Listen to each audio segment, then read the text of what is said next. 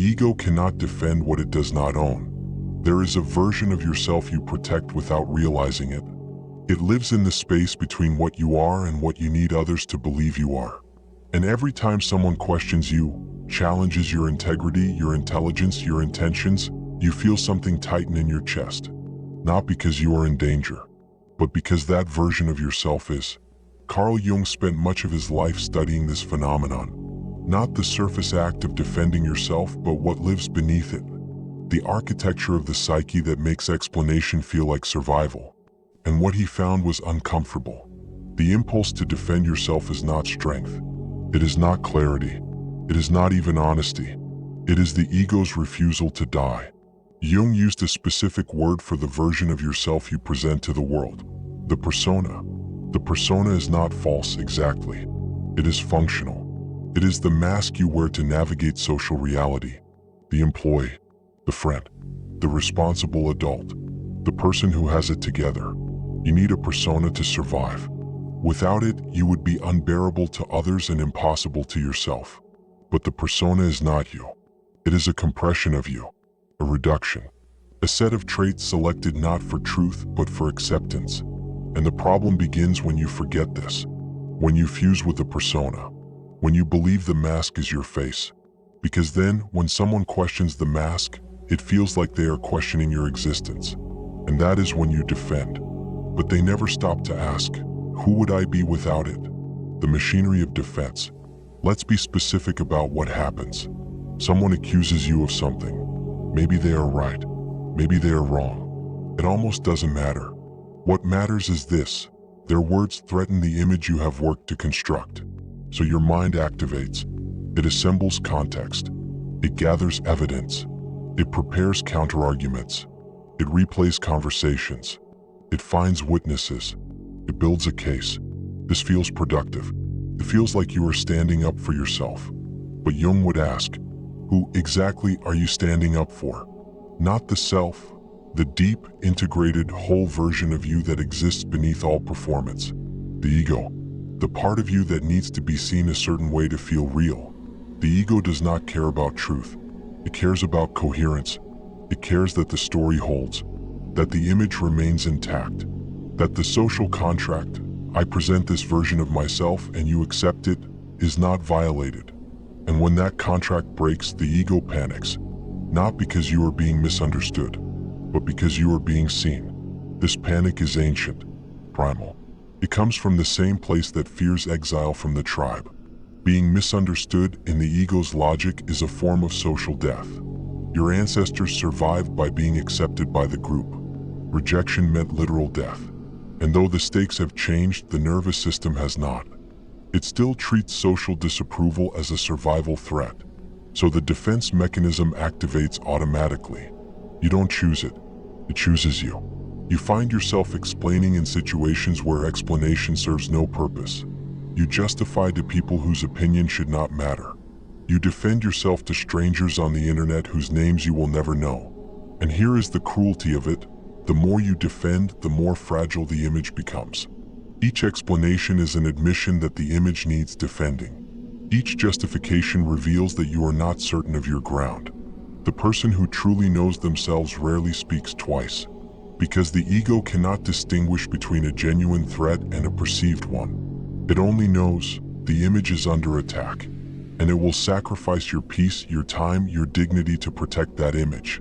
Even when the image is already a compromise, even when maintaining it costs more than letting it go. Why some attacks don't land? Here is something strange. Not all accusations hurt equally.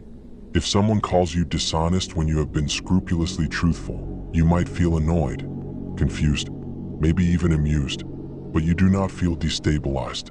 You do not lie awake replaying the conversation. You do not draft mental rebuttals.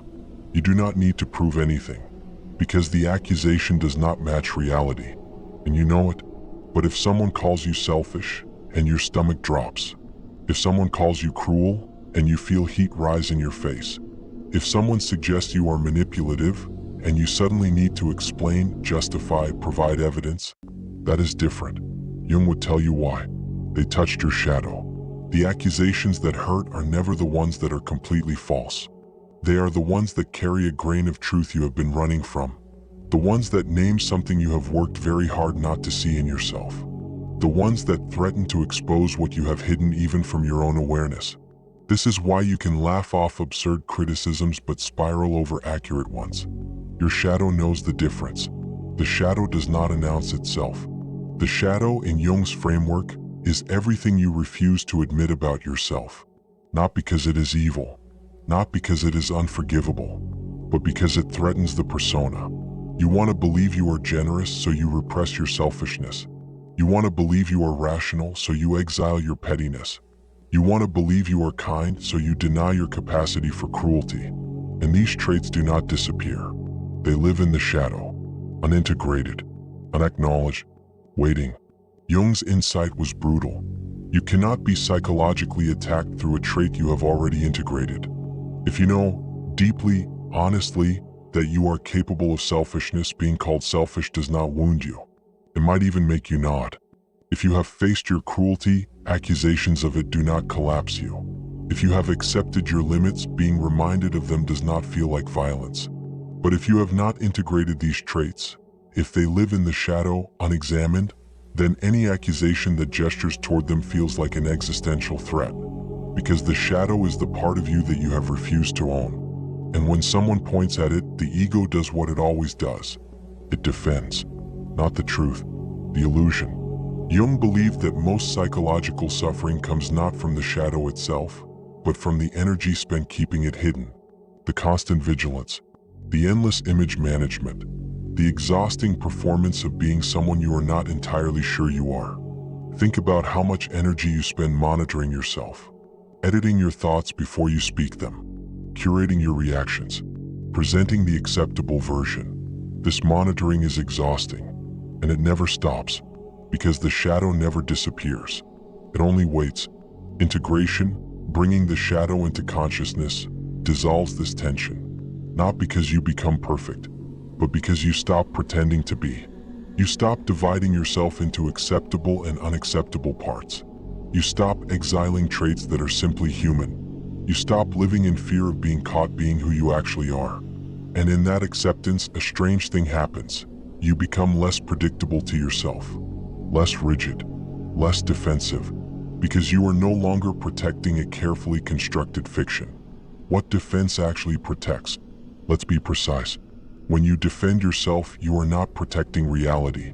You are protecting a story. The story that you are always fair, always thoughtful, always well-intentioned. The story that your actions are justified, that your decisions are rational, that your mistakes are understandable.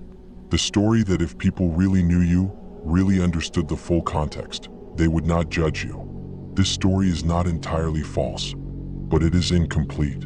And incompleteness is fragility, because the moment someone introduces information that does not fit the story, a behavior you cannot justify, a motive you cannot sanitize, a pattern you cannot deny, the whole structure wobbles.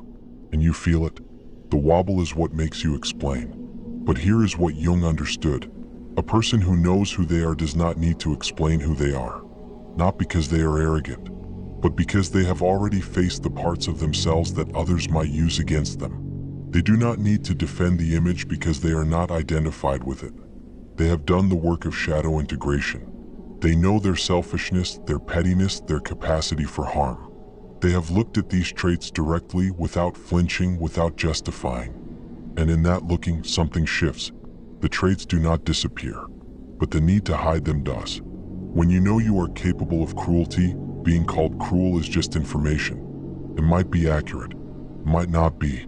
Either way, it does not threaten your sense of self, because your sense of self is no longer built on the fantasy of moral perfection. It is built on honest self-knowledge, participation mystique. Jung used a phrase that sounds abstract but describes something visceral. Participation mystique. It refers to a state of unconscious identification, a fusion, a loss of boundary between self and other. Most people live in this state without realizing it. They absorb the moods of others. They take responsibility for emotions that are not theirs. They merge with the perceptions of those around them. And when someone accuses them of something, they do not hear it as an opinion. They hear it as a verdict. They fuse with the accusation. They make it their problem. They assume the burden of correcting it. This is what drives defense, not conviction. Entanglement. You defend because you have not differentiated. Jung saw this everywhere in human relationships. People who could not tell where they ended and another person began. People who needed others to feel a certain way about them in order to feel stable themselves. This is not connection. It is dissolution. True connection requires boundaries. It requires the ability to remain yourself while engaging with another person's reality. But participation mystique erases those boundaries. Someone criticizes you and you do not think. That is their perspective, which may or may not be accurate. You think, I must correct this. I must make them see. I must fix their perception of me. Their discomfort becomes your emergency. Their misunderstanding becomes your responsibility. Their judgment becomes your truth. And you defend. Not because you want to, but because you have merged with their perception and cannot separate yourself from it. Differentiation is not cruelty. Jung believed the core task of psychological development was individuation, becoming who you are, separate from who others need you to be. And a necessary part of individuation is differentiation, the ability to remain yourself without absorbing the emotional weather of another person. Differentiation is not coldness. It is not indifference. It is not shutting people out. It is the refusal to carry what is not yours. When someone misunderstands you, differentiation allows you to say, that is their perception. It is not my responsibility to change it. When someone accuses you, differentiation allows you to ask, is this true? If it is, I will face it. If it is not, I will let it pass. When someone demands an explanation, differentiation allows you to choose. Do I want to explain? Or am I being pulled into their need for reassurance? This is not manipulation. It is sovereignty. And it terrifies people who are used to your participation. Because differentiation means you stop managing their feelings.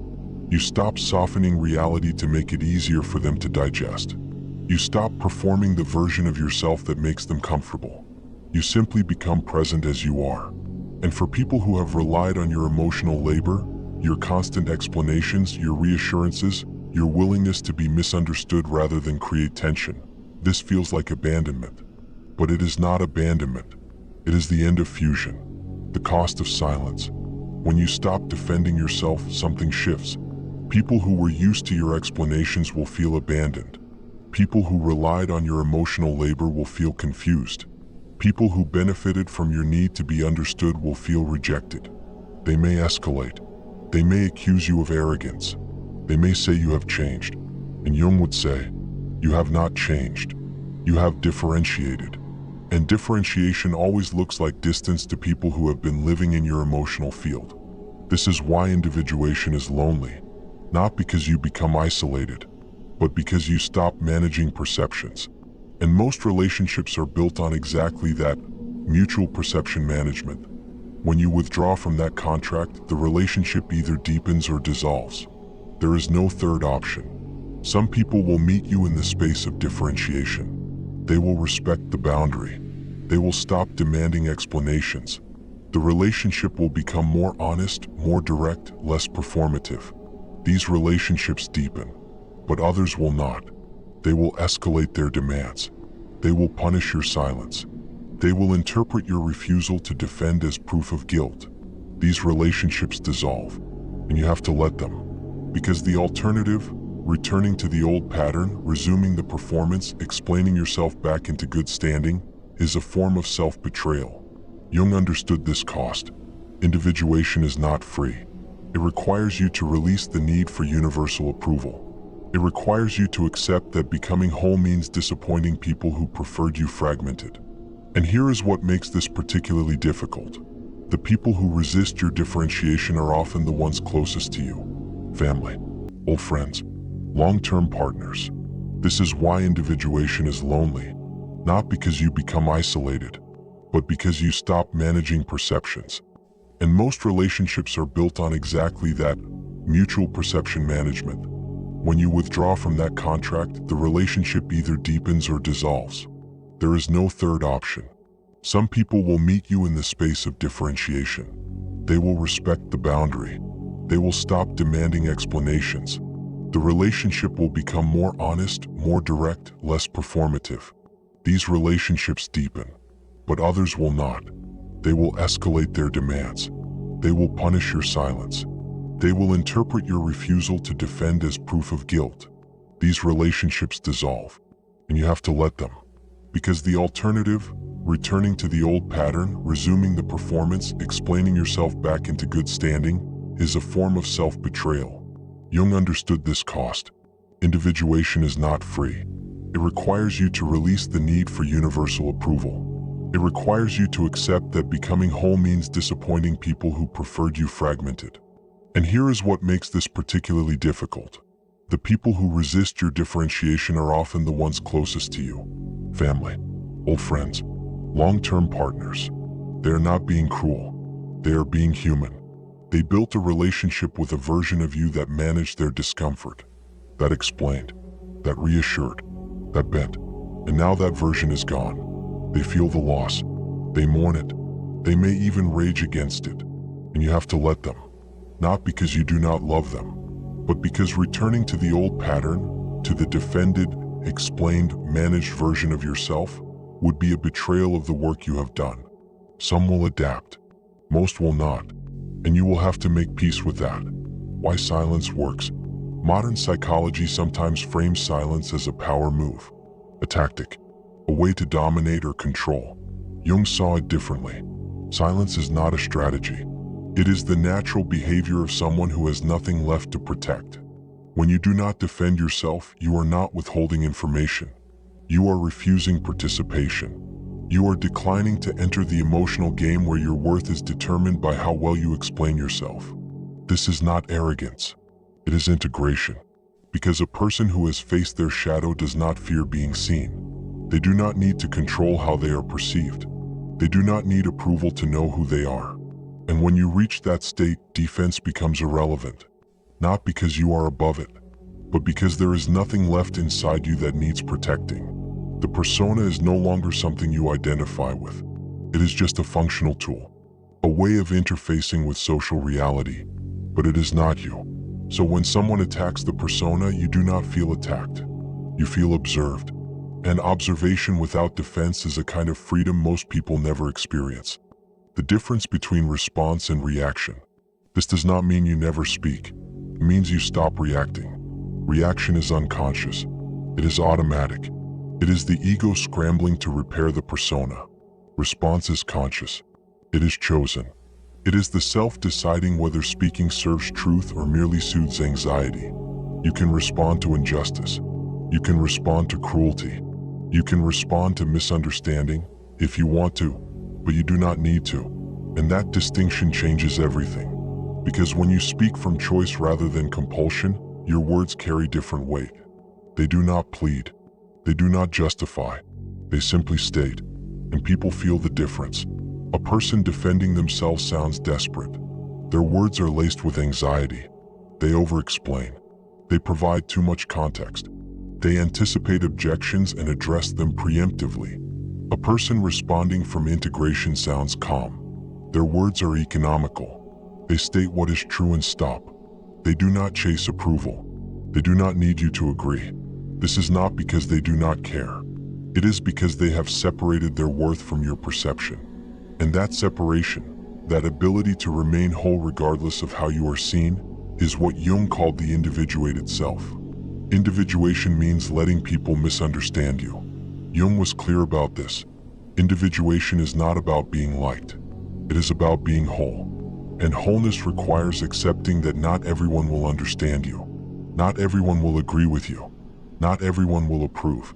This is not cynicism. It is realism.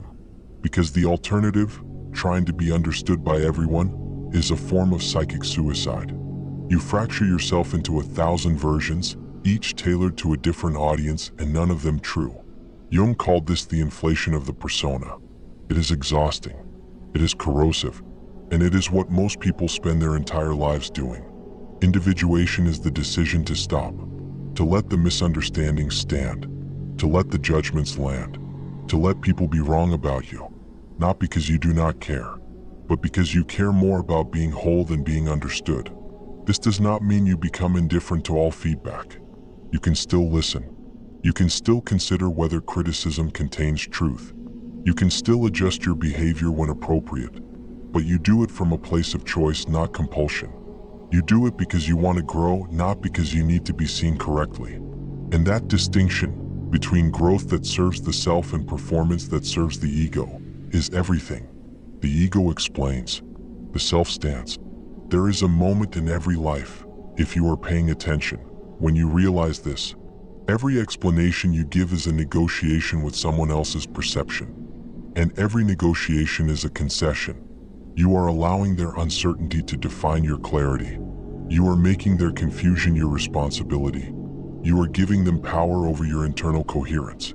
Jung would say this is the ego at work. The ego needs external validation to feel real. The self does not. The self, the integrated, whole, individuated self, does not need to be seen correctly to know what it is. It has faced its shadow. It has accepted its limits. It has stopped performing coherence and started living it. And when you reach that place, something strange happens.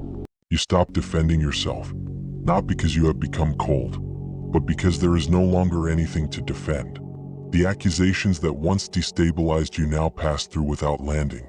Not because you have become numb, but because you have become honest. You know what you are capable of, the good and the bad, the generous and the selfish, the wise and the foolish. You have integrated it all. And when someone points at your shadow, you do not panic, because it is no longer a shadow. It is just part of you. The final silence. You cannot fake this. You cannot perform non-defensiveness. You cannot strategically withhold explanation as a power move, because if you are still calculating the effect of your silence, you are still defending, just in a different language. True differentiation is not a technique. It is the natural result of integration. You stop defending yourself when you no longer live from the outside in. When your sense of self is no longer constructed from the opinions of others. When your identity is no longer a negotiation. And this is what Jung meant by individuation. Not transcendence, not superiority, not detachment, but the quiet, unglamorous work of becoming whole. It happens in private moments. In the choice to stop explaining when every instinct screams at you to justify. In the decision to let someone be wrong about you rather than fracture yourself to fit their understanding. It happens in the gradual dissolution of the persona's tyranny. In the slow acceptance that you contain multitudes, good and bad, light and shadow, and that this is not a problem to be solved but a reality to be integrated. Jung knew this work never ends. There is always more shadow to integrate, always more persona to see through, always more differentiation to practice. You do not arrive at a final state of enlightenment. You do not transcend the human condition. You simply become more honest about what that condition is, more willing to see yourself clearly, more able to sit with the discomfort of being misunderstood, more capable of letting others be wrong without needing to correct them. This is not the wisdom of detachment. It is the wisdom of integration. You become whole not by rising above your contradictions, but by accepting them. Not by escaping your shadow, but by bringing it into the light. Not by perfecting the persona, but by loosening your grip on it. But there comes a point when the center of gravity shifts, when you stop living from the outside in, when approval becomes optional rather than essential, when silence becomes natural rather than strategic. And that is when you know the ego has finally stopped defending what it never owned in the first place. What remains? So what happens when you stop defending yourself? You do not become invulnerable. You do not become unaffected. You simply stop participating in the game where your worth is determined by how well you explain yourself. Some people will understand. Most will not. Some will respect the boundary. Others will rage against it. And you will let them. Because you have learned what Jung knew. The only approval that matters is the one you stop needing. Not because you are above it, but because you have finally, quietly, painfully, completely become yourself. And in that becoming, you discover something unexpected. The silence you once feared, the silence of not defending, not explaining, not performing, is not empty. It is full. Full of presence, full of integrity, full of the quiet knowledge that you are who you are, regardless of who others believe you to be. You discover that the energy you spent defending yourself can be redirected toward creation, toward depth, toward genuine connection, toward relationships that do not require constant maintenance and negotiation. You discover that most conflicts dissolve when you stop participating in them, that most misunderstandings resolve themselves when you stop trying to correct them. That silence is often the most honest response available.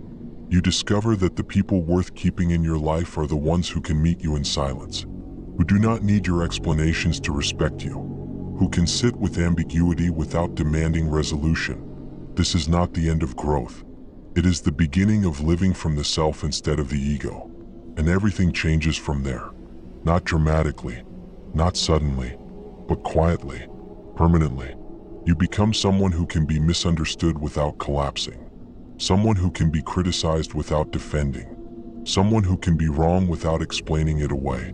Not because you have mastered some technique, but because you have finally stopped living as if your very existence requires explicit permission from others. And that, more than any silence, any strategic withholding, any psychological insight, is what it means to be free.